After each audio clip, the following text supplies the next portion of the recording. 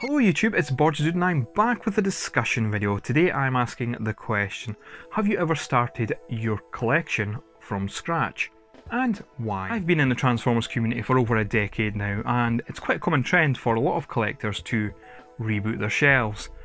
Whether they start completely from scratch and go into another scale.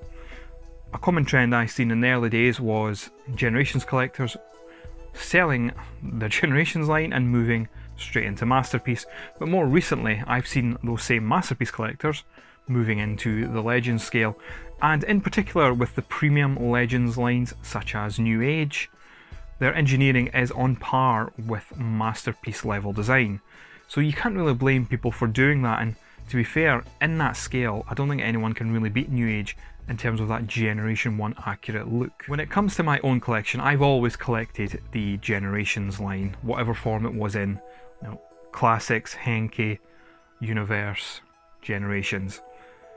And when the War for Cybertron trilogy came out with its own soft reboot, I decided after picking up quite a few of those bots that I was going to sell off other versions of the characters I had that were coming out in the War for Cybertron trilogy to fund those purchases. And the reason for that is, with the War for Cybertron trilogy and subsequent lines, such as the Legacy and also the Studio Series 86 lines, everything just scales a lot better. The thing is, I'm not really much of a scale junkie when it comes to my collection, but some things looked a bit silly in the collection, such as the Universe Power Glide towering above Classics Optimus Prime. So getting a chance to have everything in a more sort of unified, coherent looking display was definitely a bonus for me. And plus, just the design and engineering of the Generations line has been fantastic, and some people have even commented on it being its mini Masterpiece level design in its own right. I am getting to the stage in my own collection that I only really have a few key characters that I want to get, be it the rest of the Dinobots and a few others that are coming out in the pipeline. And what does that really hold for me going forward then? Now, as you can see behind me, I've got the Mastermind Creations Bruticus, and I am working on getting the Mastermind Creations Defensor. So that will be my scale of combiners, which doesn't technically fit in that well with the Generations line, but I just think they're that brilliant, and MMC in general, as a side note, is just my favourite third-party designer.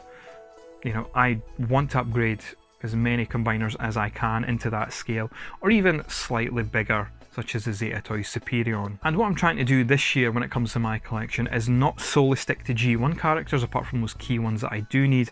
I'm looking to expand past that, be it retro lines such as the Unicron trilogy, third party lines, and also just, you know, other figures out there that I haven't really discovered, because there's only so many Optimus Primes that you can really have in your collection, and you do get fed up with that, I feel. Before I go off on another sidebar, I'm going to ask you guys again the same question. Have you ever started your collection from scratch or rebooted it in some way? Let me know if you have, and also why you decided to do that. Thank you very much for watching this video, and I'll see you soon with another discussion video.